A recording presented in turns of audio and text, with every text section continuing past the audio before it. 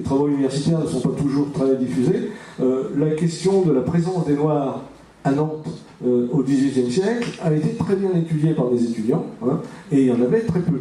Il y en avait très peu, il ne faut pas les peindre non plus d'une manière idyllique. Hein. Ces Noirs qui venaient à Nantes devaient venir à Nantes avec des congés d'amirauté et leurs possesseurs étaient responsables d'eux. Alors évidemment, la théorie voulait qu'en France tout le monde soit libre, mais on faisait une exception et la police n'hésitait pas à les rechercher lorsqu'ils essayaient de s'enfuir. Hein. Cette population est très très faible. Si on cumule tout, pendant tout le XVIIIe siècle, vous n'avez eu à Nantes qu'entre 1100 et 1200 Noirs qui sont venus ici et qui sont très peu restés. Hein. La plupart du temps, on les renvoyait avec la qualification acquise pour exercer leur métier. C'est un sujet passionnant parce qu'il nous renvoie à un autre grand débat qui sort pour moi vraiment du code noir. J'ai pas osé le dire tout à l'heure parce que je suis pas du tout spécialiste, hein, mais cette présence des Noirs à Nantes, en minorité, n'a pas empêché les tailleurs de pierre, les graveurs, les sculpteurs, etc., de figurer les Noirs, alors qu'ils en avaient des modèles, normalement, s'ils allaient chercher, de figurer les Noirs sous des traits stéréotypés et caricaturaux, ce qu'on retrouve dans les mascarons nantais, ce qu'on retrouve dans les objets exposés au château. Et le lien du racisme naissant, mais saisi cette fois dans les représentations, dans les textes et dans les images, ça sort du code noir. On ne dit pas impunément que des êtres humains sont des biens meubles. Et on ressort une figuration, je le répète, péjorative, caricaturale des Noirs. Lorsqu'il y a l'abolition de 1794, on a, vers les années 1800, avant que Napoléon s'en mêle, on a des représentations des Noirs qui sont esthétiquement très belles, et on va chercher la beauté des Noirs. La servitude va continuer, et les représentations caricaturales vont continuer, pendant littéraire ou autre, pendant tout le début du 19e. The whirlwinds of revolt will continue to shake the foundations of our nation until the bright day of justice emerges. Je viens réclamer le corps de mon frère, que l'on nous a arraché, parce que son absence a brisé cette proximité qui nous permet de nous tenir chaud. Parce que, est mort, nous avons besoin de sa chaleur pour nous réchauffer. Et il a besoin de la nôtre pour lui garder la sienne.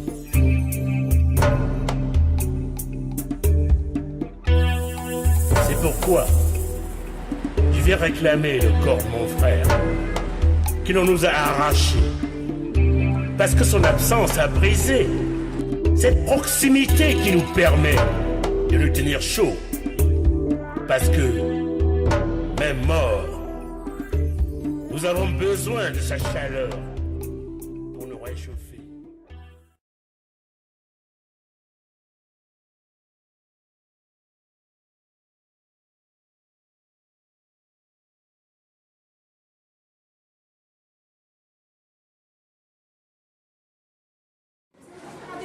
Attention matériel, sinon je vais appeler le loup. Hein.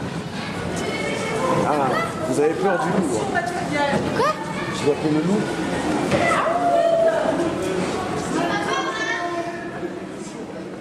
Alors qu'est-ce que vous entendez par la traite illégale? La traite illégale, c'est celle à laquelle Nantes a continué à se livrer de 1815 à 1830 à peu près. C'est-à-dire que la traite avait été interdite par le traité de Vienne en 1815. Les rois de France ensuite ont pris des ordonnances successives interdisant donc le commerce des captifs africains. Or Nantes, avec enthousiasme on peut le dire, en mobilisant tous les milieux d'affaires locaux, Nantes a continué cette traite illégale par la construction de navires, leur armement, leur navigation vers l'Afrique et leur retour à Nantes après avoir livré leur cargaison humaine aux Antilles. La traite illégale a été un moteur essentiel de l'économie nantaise de la première moitié du 19e siècle, par tout ce qu'elle entraînait en amont et en aval.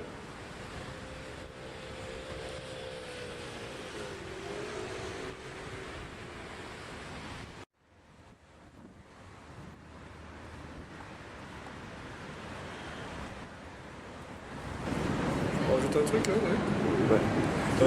Pour être tout à fait juste, si les visiteurs sont attentifs, ils verront sur les plaques de verre des expéditions de négrières postérieures à 1815, puisqu'on s'est servi, je pense, pour le faire de l'annuaire, en quelque sorte, du répertoire des expéditions négrières illégales élaborées par Serge Daget. C'est-à-dire que sur les plaques, il y a quand même des expéditions. Oui, il y a des noms de navires de la traite illégale. Ces navires ont une architecture très particulière. Mais comme il n'y a pas de renseignements, comme les visiteurs sont perdus devant ces noms de navires qui ne leur disent rien, là encore, on n'a pas joué la carte de la satisfaction légitime de la curiosité. Ben pour qu'il y ait plus de précision au niveau des navires, en fait, qu'est-ce qui manque? Il manque au moins le nombre de captifs par navire. Il faut quand même penser aux victimes quand on fait un mémorial. Et il manque aussi le nom de l'armateur. Non pas pour faire un procès de Nuremberg à rebours, mais simplement pour montrer qui a décidé. Pour prendre une analogie un peu choquante, mais tant pis, c'est un peu comme si on évoquait une partie de la Shoah en donnant simplement les numéros des trains sans citer le nom d'Eichmann, le numéro des trains qui déportaient les Juifs et les Tziganes. Donc ça empêche les gens de comprendre et finalement ça les empêche de construire une réflexion. On leur donne simplement des textes quasiment de conclusion.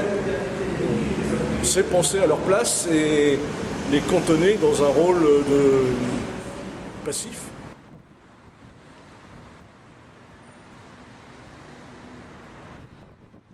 Ça ne leur a pas été difficile de trouver justement les noms des armateurs?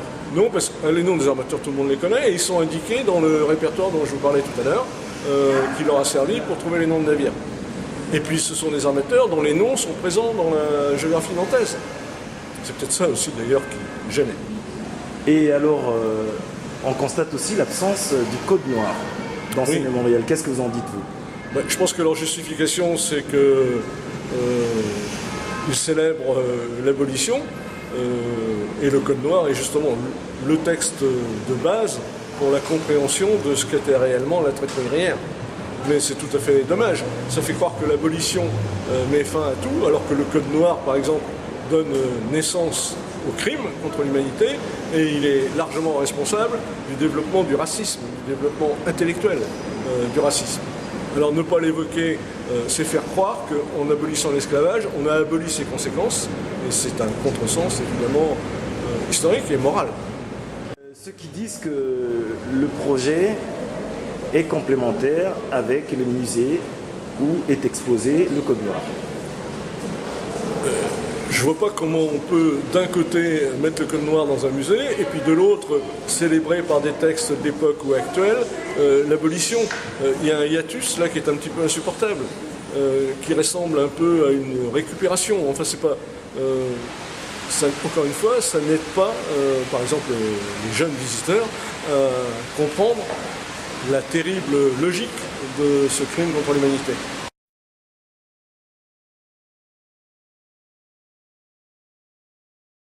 J'avoue coïncider complètement avec M. Breton. Il y a surtout quelque chose qui me semble scandaleux dans ce mémorial, et c'est l'absence de la parole qui légitime l'esclavage. Nous sommes là en train, en effet, de nous souvenir de l'abolition, et non pas de nous souvenir de l'esclavage et de son abolition. Ce n'est pas la même chose. Nous avons tout de même 4 noms. Richelieu et Louis XIII, en ce qui concerne les débuts des marchandages et des maquignonnages dans les Antilles. Nous avons ensuite Colbert et Louis XIV. Nous avons les textes, nous avons le code noir. Le mémorial raconte la parole qui libère, et c'est très bien. Mais il n'y a pas dans tout mémorial une syllabe de la mémoire qui esclavagise, de la mémoire qui légitime l'esclavage.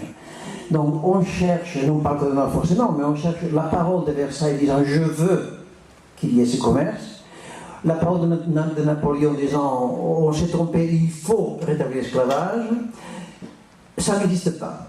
De telle sorte que, tout à l'heure, mon collègue disait que il y a à Dor, il y a le nom des bateaux et pas le nom des négriers. Pourquoi pas le numéro des wagons qui ont laissé les Juifs à Auschwitz? Et là, c'est la même chose. Là, en l'absence de cette parole qui légitime l'esclavage, on peut penser que c'est des méchants qui ont affaire à des gentils. Et rien n'explique dans la matérialité du monument que ce soit la volonté de Versailles, et donc la volonté du pouvoir, et la volonté de Napoléon. Et ça me semble vraiment un délit majeur. Abolition de l'esclavage, c'est absolument pas solution des problèmes posés par l'esclavage. Il y a ça aussi, tout simplement. Hein, les conséquences, on a parlé des conséquences psychologiques, mais il y en a plein d'autres. Et moi, je souhaite très vivement qu'au-delà de toute démagogie, hein, que je souhaite vraiment que soit posé, et c'est pas du tout, et pour moi c'est complètement historique et historicisé, le problème des réparations. Qui dit crime contre l'humanité, dit forcément réparation. Moi je serais très favorable à ce qu'un débat public s'ouvre à Nantes. Il ne s'agit pas de monter un racket, etc., parce que c'est souvent caricaturé par ceux qui sont très hostiles à cela, mais ça pose le problème moral et historique de la mémoire. Merci. Je viens réclamer le corps de mon frère, que l'on nous a arraché. Simplement pour préciser que abolition et mémorial de l'abolition ne doit absolument pas être un point final. J'ai très très peur de ça. Nous avons besoin de sa chaleur pour nous réchauffer. Et il a besoin de la nôtre pour lui garder la sienne.